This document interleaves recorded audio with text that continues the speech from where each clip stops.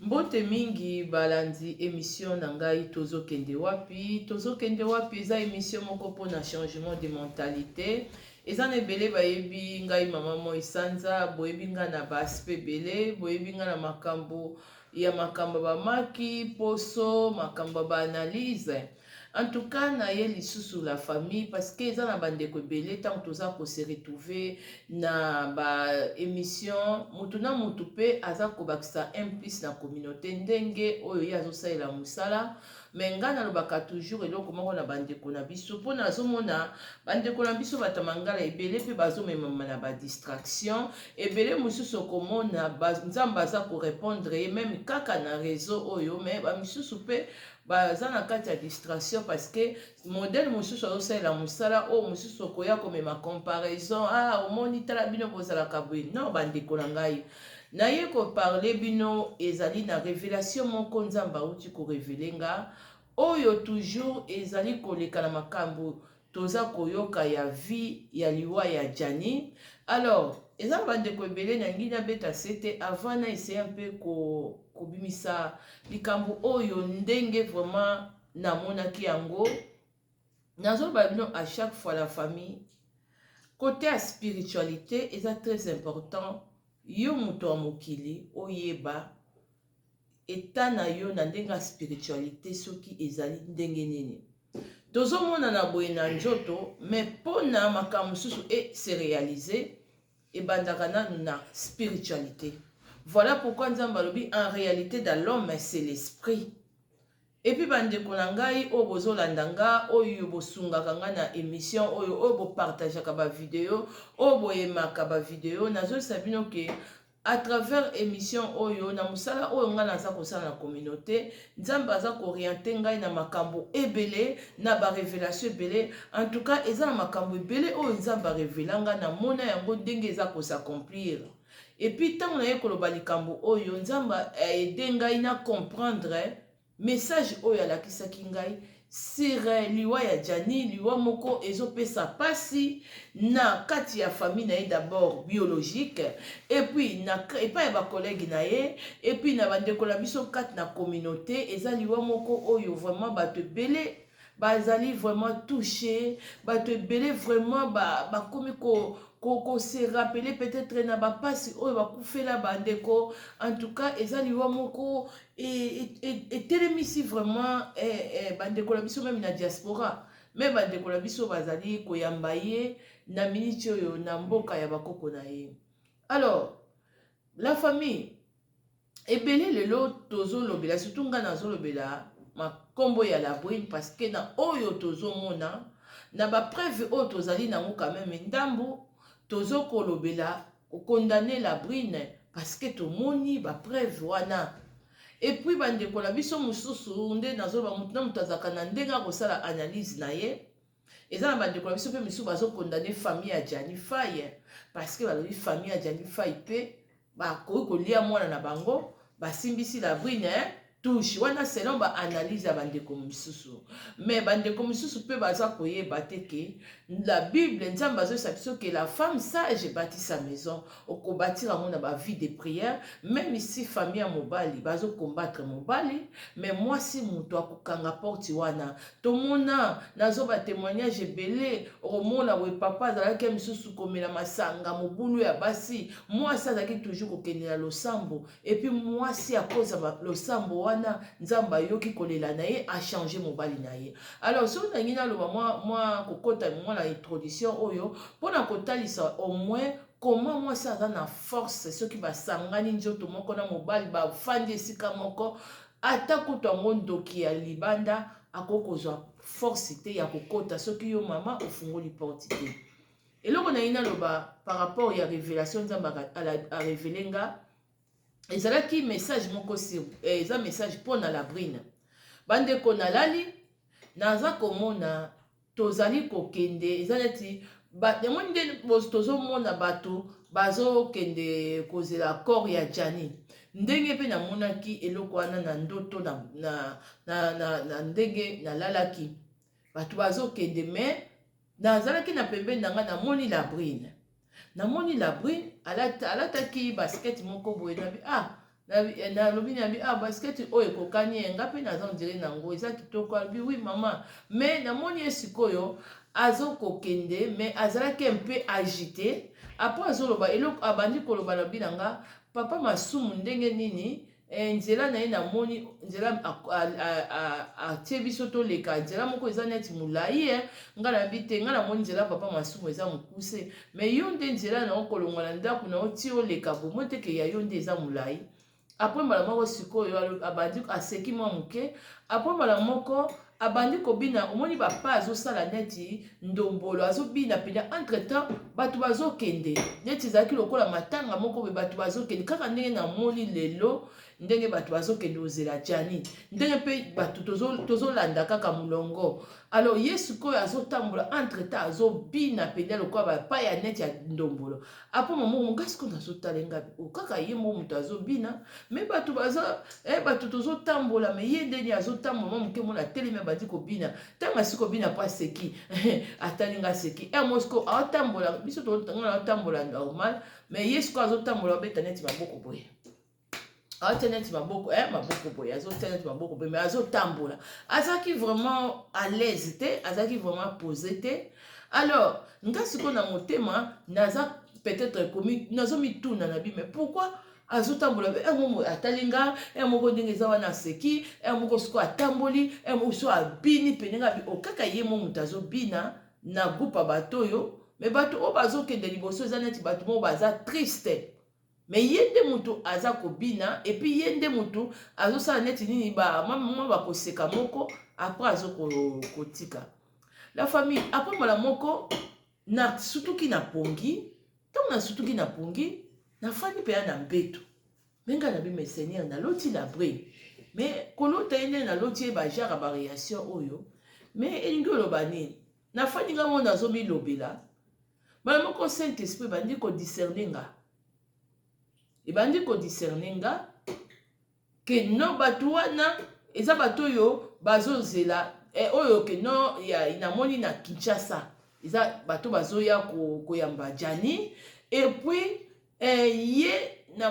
baréaction azosala wana eza molimo na ye ekei eza na Kinshasa donc molimo ya mwana mwasi oyo ke no na ndenge ya spiritualité molimo na ye déjà eza posé te ezali vraiment ya kobeba ekomi réclamé eza posé te donc baréaction azosala ondire mutu moko aza na trouble mental mutu moko aza neti neti omona bato moko neti baliboma azosala baréaction wana donc molimo na ye donc omona la brine na foule ya bato wana donc molimo na ye esprit na ye ekei na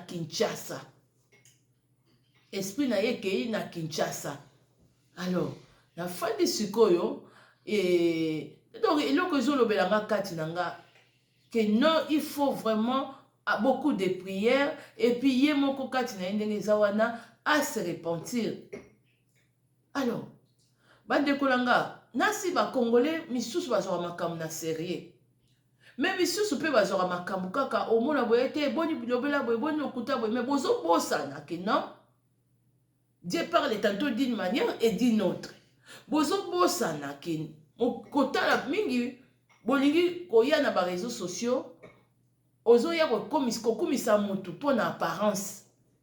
mosusu bakomi na idolâtrie oyebi na yo mutu wana spiritualité na ye te oyebi ye bien te mais ozoya kolinga kotia nzambe na kati ya makambo ineti makambo ya la brune tanke pendant ke bamisusu bazoloba bandeko biso bafamille ya jani basakata bandeko biso baza bato bakosala eloko moko ya mabe mais mosusu ozoyoka ye kaka azoloba sans effet mais la famille misusu ozomona azokoma nzambe mpe azali mais est-ce que nzambe wana akufaki kaka mpona biso na ndenge ke yo africain ozotambola na droiture te mais ntango ndenge eza wana ekomi ke non moto alingi azongiselo mabe osalobi te ekozwanga te na monoko te mais mpo ezwa yo te eza dans la crainte de Dieu fo ozala kote ya nzambe et puis l'ange de l'éternel eya koarrache na badanger peut-être mpona bato mosusu bokomaka okotia koma nzambe pamba na makambo ba internet mais nzambe ntango yo lingi surtout na cas ya la brine Nzambe atalisi nga na niveau ya spiritualité mutu na ye eza posé te, mutu na ye ezali posé te. Donc esprit na ye ezolanda ebembe wana. Mais siko esprit na ye po elanda ebembe wana na famille, c'est que esprit ya la brune déjà ekomi travailler. Bazo travailler yango. Soki bandeko bokoloba oui famille ya Jani ndenge eza wana bango pe bayebi makambo aza na misala mabe. Mais bandeko boyebi ke Nzambe merci na discernement oyo. Est-ce que boyebi ke entre bandoki na bandoki basimbisanaka touche aussi? C'est-à-dire tant na uti koyebisa bino que non, moi so ayebi ko bâtir ndako na vie de prière. Ata na kati ba famille yango kindokeza yo que tant que oza une femme de prière et ko simba te. Mais soki yo moko mwasi wana ozo collaborer na famille wana ofungoli bango porte. Bango basani ba misu basani ni bazwi mwana. Mais yo siko tourna yo pezali ba ko récupérer yo. Et que ça facile. Bango pe ba travailler yo ndenge la brune ndenge azawana. Loko la zali moko ya porte d'entrée na vie ya Jani. Même si Jani na ndenge bandeko na biso oui partout na Afrique na ba chaque tribu. Toko luanga na teke no ata mutu musala mabe moko akozanga te azali. Mais nzambe biso to mona nyango na bisi bino ke sala basala nzambe biso ba pesa ba témoignage grâce à prière à moi si na ye. Mobali akoma évangéliste. Mobali akoma frère en Christ. Mais si on a mis la mieux que bandoki entre bango na bango basimba na kabatusha. Lokola bango mwana mwasi wana iye azalaki canal pona ndenge ezanga mwana mobali oyo pe akufa. Boye bango ke mwana mwasi oyo la brune esprit na ye eza facile po ba utiliser yango. Esprit na ye eza facile pona ndenge eza ba bebisa pe lisusu vie na ye. Parce que bako baby sa vie ya muto aza na bonzambe te tant que opesi porte te. Tant que oza mwana na nzambe oza kotambola kobanga nzambe oza kosala la volonté de Dieu oza kokima péché oza koluka oyo eza face na nzambe ata basali bamakita na butu me bakozwa yo te. Mais po bazwa yo il faut ezala na porte d'entrée tozala mutu na bango. Nzamba lakisi nga ke esprit ya la brune pe elandi ekei. Donc ti bande ti nani oyo ndeko Jani répondaki frère moko nalandaki na YouTube pourquoi la brune boboyaki amona corps ya Jani. Mwana mobali wana azongisaki boye bandeko alobi famille nde mutu eboyi yango bango ba respecter oyo famille eboyaki. Sikoyo place wana tozonga nani famille eboyaki. C'est que famille ya Jani bayebi pourquoi baboyaki la brune amona ebembe wana. Mais la brune azobendana spirituellement bazobenda ye molimo na ye ezobendana parce que elle est pas innocente na ndenga innocente na ndenga spirituel ya spiritualité aza innocente te. Azalaki porte d'entrée, azalaki aussi pour na rendre service. Ya liwa ya mwana mobali oyo. Voilà pourquoi son esprit eza na Kinshasa. Et puis son esprit wana ndenge muna moni akomi mutu azo sala ba réaction neti mutu moko lokola mutali boma tokomona ka te parce que azolia mabele ba biloko na fulu parce que non. Donc réaction na ye moko soka talinga azoseka pamba pamba moko ndenge eza wana azobina neti bapa ya bandombolo après telemi après ndenge eza wana bandi kotambola moko ndenge eza wana ozomona azobeta siko maboko boye surtout na azomona abeta ka maboko boye akena yango liboso azongisi yango na nsima ba réaction moko un peu bizarre. Alors esprit na ye lokola baboyaki ye amona ebembe. Voilà son esprit ba memi yango na Kinshasa parce que avec ces messieurs ba fanda ki na ndako moko peut-être aussi bazali ko bima lisusu. Voilà tant bazo loba likambu ya mokuya bon komi place nazo ba ke esprit ya la brune eza na Kinshasa et puis la brune oyo soka kebite akobela liboma eza likambo ngata onalotaki namoni vision wana nzambe alakisi nga nga makambo nzambe arevelaka ngai ezalaka vrai esika namoni ke la brine soki basali baceremonie na liwa ya Jani soki ekozwa la brine na réaction oyo nga namoni na nzela nde bato bazolanda ebembe wana kaka ye moto azalaki pose te azalaki agite azalaki kosekaseka azalaki kobinabina moko atambola bandi kobina en tout cas elobi biso bangala eza koka moto azobela maladi babwakeli maladi ya zebola donc la brine ndenge aza wana bopesa ye conseil ya malamu lokola molimo ni ekei Kinshasa parce que ntango mwasi akufeli mobali nde baloba basukolaka ye mais ye mpe ndenge aza wana maloba ebele ezosakamela ye et puis famille ya mobali baboyaki amona ebembe donc molimo ya la brine esi ekangami na kati ya cercueil wana et puis ye moko mpe la brine lokola mpe aza mpe motu ya bamoto lokola mpe ya mibala yango ya ye mpo vi ya Jani kotala vraiment makambo Jani amoni na poto ezolekela tout le monde bazomona soki eza kisi te ekoki kozala quel genre ya domination engambe lokola Jani azofana na de mibali na ndako mobali moko azoya bazoyamba ye akota ndenge alingi basale ba anniversaire na ndako ndenge alingi yo nani engambe mobali Jani na chambre mobali wana pe na mwasi na ye azokuta kaka na meme ndako wana papa ya mwana mosusu wana makango ya mwasi na ye la brine bazobima kaka na ndako wana mais soki Jani azomona biloko wana panda bamoi afandi nango soki eza domination te ekozala nini alors la brine azali vraiment na kati ya merde vraiment azali na kati ya merde parce que soki la brine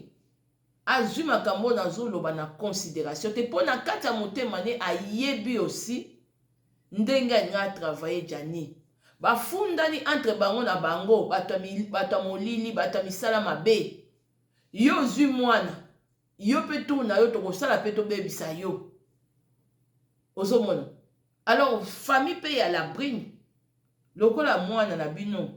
bamisusu bayokaka na ye conseil te mais makambo ezokende mabe oyo nga namonaki mpo omoni la brine ndenge aza wana bandeko yango kozomona motu mosusu azotambola azolobaloba yango omona motu mosusu ndenge eza omona boye bato apoto namonaki la brine mponi akomi lokola dépasse boye eza dépasse te eza ke non molimo ya motu wana esi babebisa bakanga yango esika moko boye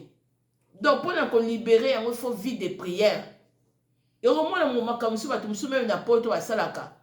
ngasi namona papa moko ti papa wana akufa babi abomaka mutu moko na azaka chauffeur soki akombi atutaka mwana mutu moko akimaka poto balakela ye mabe epuis na poto omwana mobali wana omona boye azalaki koyibayiba omona kotambola azolobaloba azoseka makambo azoloba omona bato moto azocomprendre te peut-être biloko ekoki koarrivele la brine na poto soki bandeko na biso mosusu oyo boza son entourage bozwaka makambo sérieux botika o te wana bato bazoloba babilobela wana non baka na ye ya problème na ye ekomi vraiment sérieux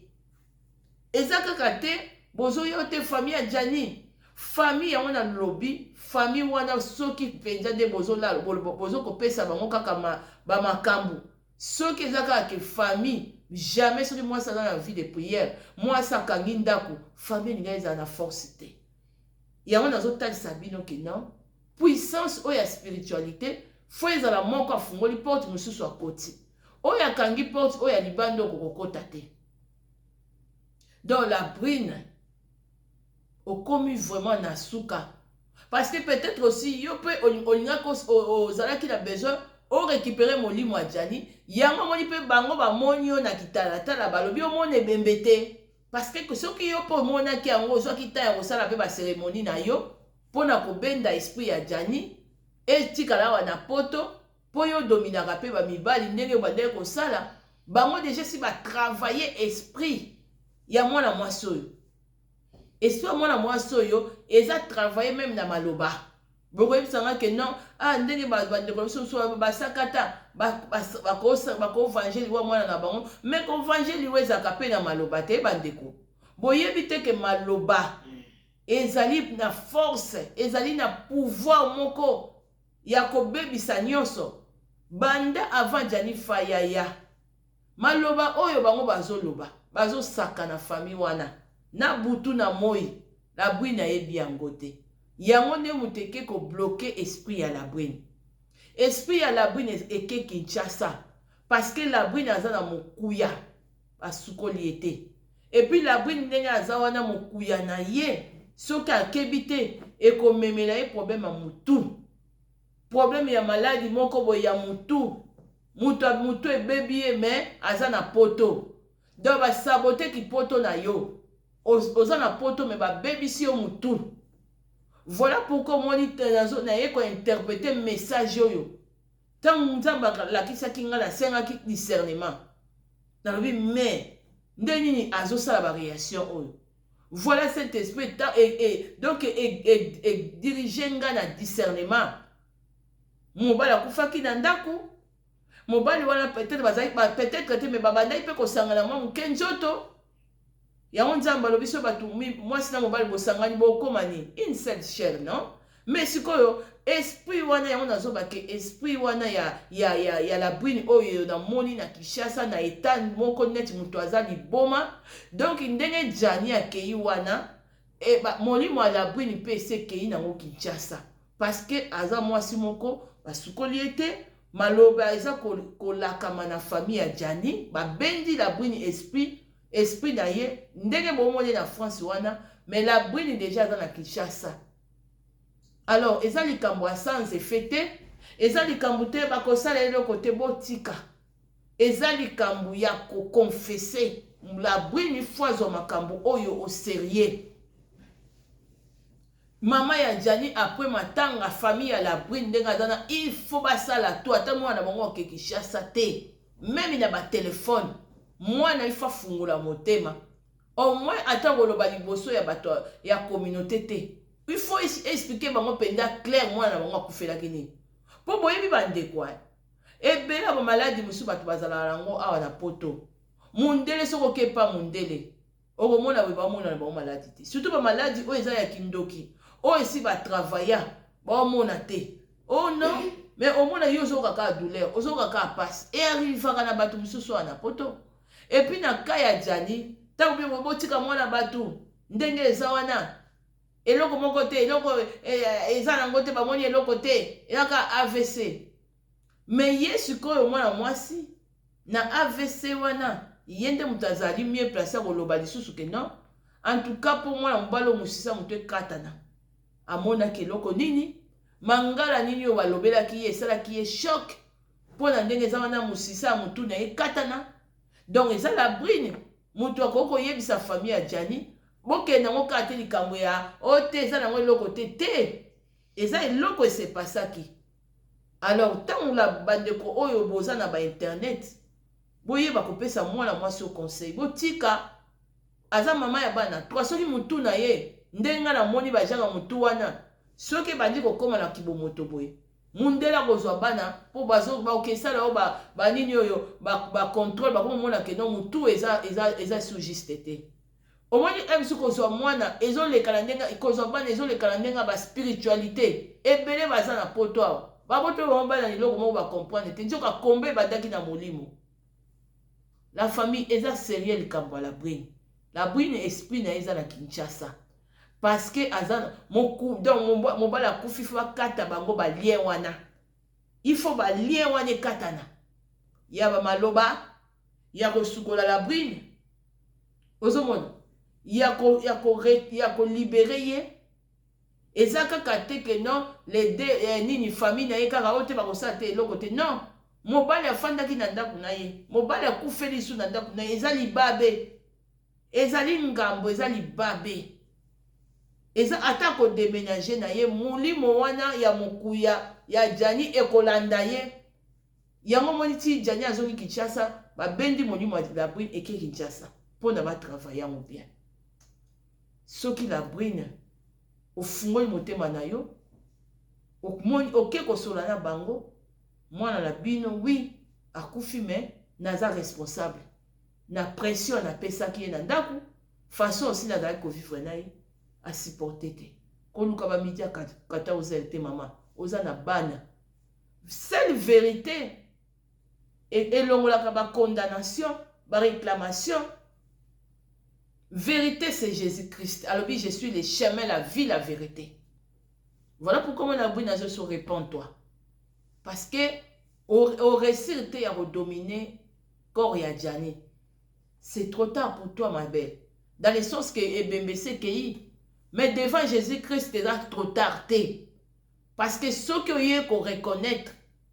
Dieu est juste un peu fidèle pour na kolimbisa yo mais ndeko koloba te que non ça le côté na nyonso tu o emonani ma sœur vaut mieux o se libérer au lieu que okende kokota lisusu na place ya molili ndenge vie na yo ezolinga et risqué.